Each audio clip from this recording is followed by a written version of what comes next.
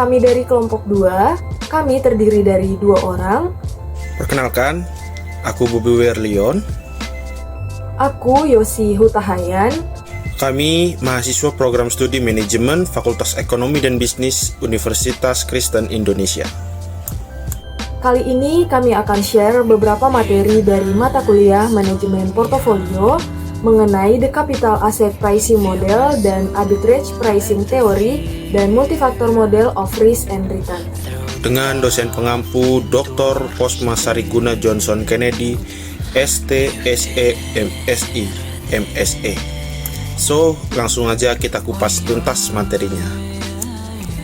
Selamat menyaksikan.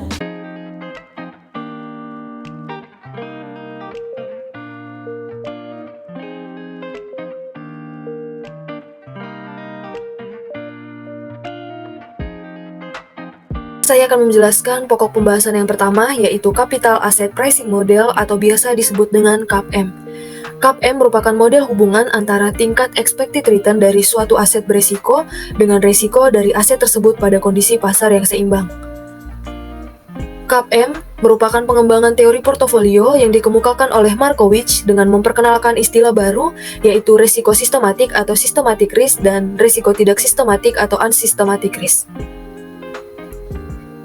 Berdasarkan teori portofolio Markowitz, portofolio yang efisien adalah portofolio yang berada di sepanjang kurva efisien frontier. Nah, pada kondisi pasar yang seimbang, semua investor akan memilih portofolio pasar atau portofolio optimal yang berada di sepanjang kurva efisien frontier. Di sini ada 7 asumsi-asumsi dari CAPM. Yang pertama, bahwa investor akan mendiversifikasikan portofolionya dan memilih portofolio yang optimal sesuai dengan garis portofolio efisien. Selanjutnya, semua investor mempunyai distribusi probabilitas tingkat return masa depan yang identik. Yang ketiga, semua investor memiliki periode waktu yang sama. Selanjutnya, semua investor dapat meminjam atau meminjamkan uang pada tingkat return yang bebas resiko. Yang kelima, tidak ada biaya transaksi, pajak pendapatan, dan inflasi. Dan yang keenam, terdapat banyak sekali investor, sehingga tidak ada investor tunggal yang dapat mempengaruhi harga sekuritas. Semua investor adalah price taker. Dan yang ketujuh adalah pasar dalam keadaan seimbang atau equilibrium. Ada 3 tantangan dan perluasan dari CAPM. Yang pertama, bahwa tanggung jawab investor yang memegang short position dalam suatu aset berpotensi tidak terbatas, karena harga dapat naik tanpa batas. Yang kedua, ada persediaan saham yang terbatas untuk dipinjam oleh calon short sellers. Yang ketiga, banyak perusahaan investasi dilarang melakukan short sales. Selanjutnya ada portofolio pasar. Nah, pada kondisi pasar yang seimbang, semua investor akan memilih portofolio pasar atau portofolio optimal yang berada di sepanjang kurva efisien frontier. Di sisi sebelah kanan, di sini ada menjelaskan portofolio yang efisien dan portofolio yang optimal.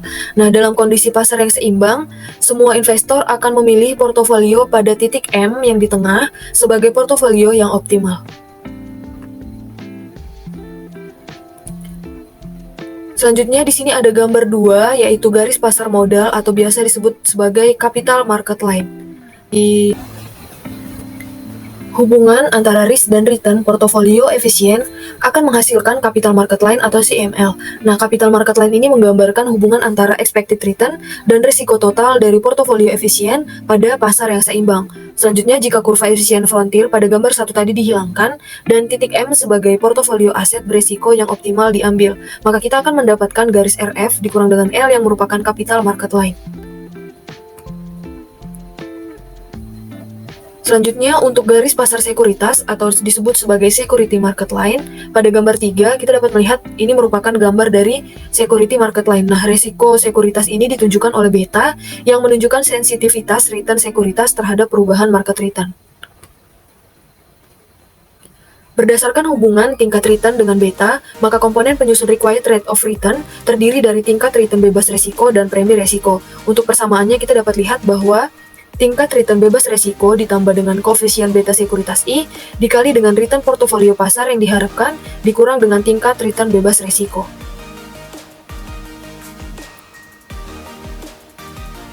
Untuk estimasi beta, cara mengestimasi besarnya koefisien beta bisa digunakan dengan market model. Nah, persamaan market model bisa dituliskan juga seperti persamaan single index mode atau return sekuritas I sama dengan intercept ditambah dengan beta dikali dengan return indeks pasar ditambah dengan random residual error. Berikutnya, arbitrage pricing theory and multi-factor models of risk and return. Eksploitasi security mispricing sedemikian rupa sehingga keuntungan bebas risiko dapat diperoleh disebut arbitrage. Ini melibatkan pembelian dan penjualan sekuritas yang setara secara bersamaan untuk mendapatkan keuntungan dari perbedaan harga mereka. Mungkin prinsip paling dasar dari teori pasar modal adalah bahwa harga pasar equilibrium adalah rasional karena mengesampingkan peluang arbitrage. Jika harga sekuritas aktual memungkinkan arbitrage, hasilnya akan menjadi tekanan kuat untuk memulihkan keseimbangan. Multi-factor models. Premi risiko dari masing-masing sekuritas harus mencerminkan kepekaan mereka terhadap perubahan faktor risiko ekstra pasar, sama seperti beta mereka pada indeks pasar menentukan premi risiko mereka dalam KPM sederhana. Ketika sekuritas dapat digunakan untuk menilai faktor-faktor ini, permintaan lindung nilai yang dihasilkan akan menjadikan SML multifaktor. Dengan setiap sumber risiko yang dapat dilindungi, nilai menambahkan faktor tambahan pada SML. Faktor risiko dapat diwakili baik oleh pengembalian portofolio lindung nilai ini atau lebih langsung oleh perubahan faktor risiko itu sendiri, misalnya perubahan suku bunga atau inflasi. Berikutnya, faktor models of security returns. Jika kita menyebut F sebagai deviasi faktor persekutuan dan nilai yang diharapkan, beta I sensitivitas perusahaan I terhadap faktor tersebut, dan EI gangguan spesifik perusahaan. Model faktor menyatakan bahwa pengembalian akses aktual pada perusahaan I akan sama dengan keuntungan awalnya. Nilai yang diharapkan ditambah jumlah acak yang dapat dikaitkan dengan peristiwa ekonomi yang tidak diantisipasi, ditambah jumlah acak lainnya yang dapat dikaitkan dengan peristiwa khusus perusahaan. Rumusnya adalah RI sama dengan E, RI ditambah beta I, F ditambah EI, di mana ERI adalah pengembalian berlebih yang diharapkan pada saham I. Perhatikan bahwa jika faktor makro memiliki nilai 0 dalam metode tertentu, kelebihan pengembalian sekuritas akan sama dengan nilai yang diharapkan sebelumnya, ditambah efek dari peristiwa khusus perusahaan saja. Komponen pengembalian non-sistem EIS diasumsikan tidak berkorelasi di seluruh saham dan dengan faktor F. Misalkan, dua sumber risiko ekonomi makro yang paling penting adalah ketidakpastian seputar keadaan siklus bisnis. Berita yang akan kita ukur lagi dengan pertumbuhan PDB yang tidak terduga dan perubahan suku bunga. Kami akan menunjukkan oleh IR setiap perubahan suku bunga yang tidak terduga. Pengembalian saham apapun akan menanggapi sumber risiko makro dan pengaruh spesifik perusahaannya sendiri.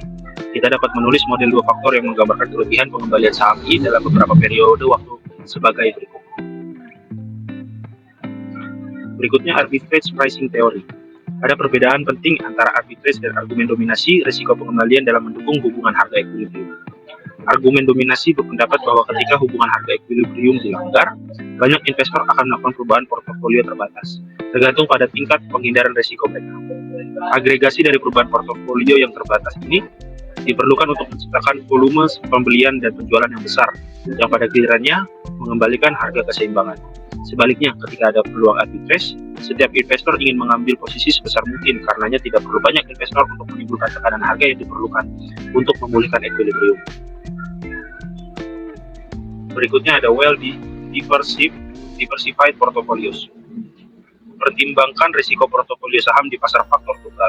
Kami pertama kali menunjukkan bahwa jika portofolio terdiversifikasi dengan baik, risiko spesifik perusahaan atau non-faktornya dapat diabaikan, sehingga hanya risiko faktor yang tersisa. Pengembalian berlebih pada portofolio N saham dengan bobot WI sebagai berikut, di mana beta P sama dengan sigma WI beta dibagi dengan ERP sama dengan sigma WI ERI adalah rata-rata tertimbang dari beta I dan premi risiko dari N sekuritas. Komponen non-sistematis portofolio adalah EP sama dengan sigma WI dikali EI, yang serupa rata-rata tertimbang dari EI dan dari N sekuritas. Diversification and residual risk in practice. Apa pengaruh diversifikasi pada SD residu portofolio dalam praktiknya? di mana ukuran portofolio tidak terbatas. Pada kenyataannya kita mungkin menemukan SD sisa setinggi 50% untuk saham besar dan bahkan 100% untuk saham kecil. Untuk mengilustrasikan dampak diversifikasi, kami memiliki portofolio dari dua konfigurasi. Satu portofolio memiliki bobot yang sama, jadi mencapai manfaat tertinggi dari diversifikasi dengan saham SD yang setara. Sebagai perbandingan, kami membentuk portofolio lain menggunakan bobot yang jauh dari sama. Kami memilih saham dalam kelompok 4 dengan bobot relatif di setiap kelompok 70%, 15%, 10%, dan 5%. Bobot tertinggi adalah 14 kali lebih besar dari yang terendah, yang akan sangat mengurangi potensi manfaat diversifikasi. Namun, diversifikasi diperluas di mana kita menambah portofolio lebih banyak kelompok 4 saham dengan bobot relatif yang sama akan mengatasi masalah ini karena bobot portofolio tertinggi masih turun dengan diversifikasi tambahan. Berikutnya ada executing arbitrage.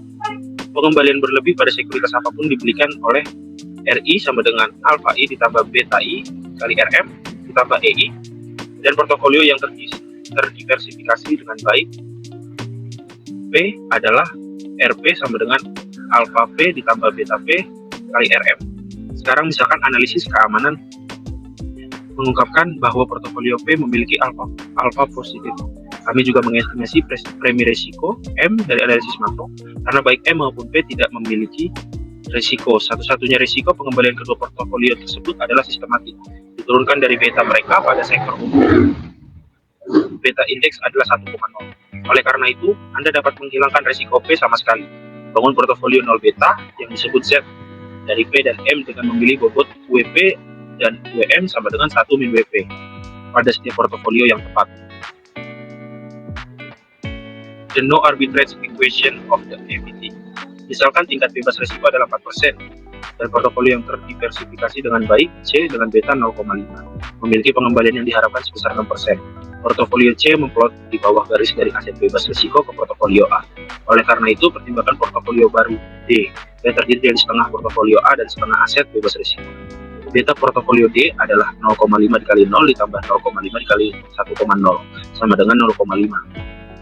Dan pengembalian yang diharapkan adalah 0,5 dikali 4 ditambah 0,5 dikali 10 sama dengan 10%. Sekarang portofolio D memiliki beta yang sama, tetapi pengembalian yang diharapkan lebih besar daripada portofolio C. Kami menyimpulkan bahwa untuk mencegah peluang arbitrage, pengembalian yang diharapkan pada semua portofolio yang terdiversifikasi dengan baik harus terletak pada garis lurus dari aset bebas risiko pada gambar 10.3. The equity and portfolio optimization in a single index market. Equity dikemas dalam pasal satu faktor dan berlaku dengan akurasi sempurna untuk portofolio yang terdiversifikasi dengan baik. Perdagangan yang dilakukan oleh arbitrage ini adalah penentu keakuratan persamaan ini. Akibatnya, equity menunjukkan bagaimana memanfaatkan kesalahan harga keamanan saat peluang diversifikasi berlimpah. Saat Anda mengunci dan meningkatkan peluang arbitrage terlepas dari komposisi portofolio lain, tetapi hanya jika portofolio arbitrage benar-benar bebas risiko.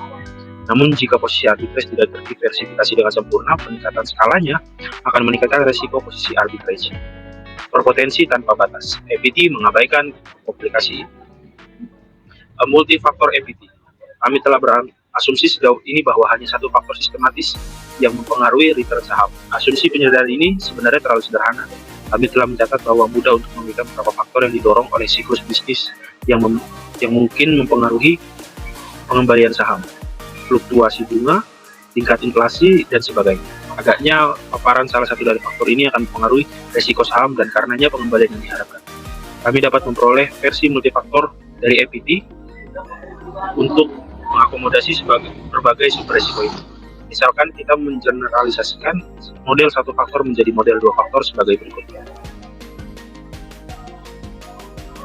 Pendekatan dominan saat ini menentukan faktor sebagai kandidat sumber yang relevan risiko sistematik menggunakan karakteristik perusahaan yang tampak atas dasar empiris sebagai proksi paparan risiko sistematik. Faktor-faktor yang dipilih adalah variabel-variabel yang pada bukti masa lalu tampaknya memprediksi tingkat pengembalian rata-rata dengan baik, dan karena itu dapat menangkap premi risiko. Salah satu contoh dari pendekatan ini adalah model 3 faktor Fama dan Prancis dan variannya yang mendominasi penelitian empiris dari aplikasi industri, yaitu SMB dan HML. Sekian paparan dari kami. Mohon maaf maaf apabila ada kekurangan. Terima kasih.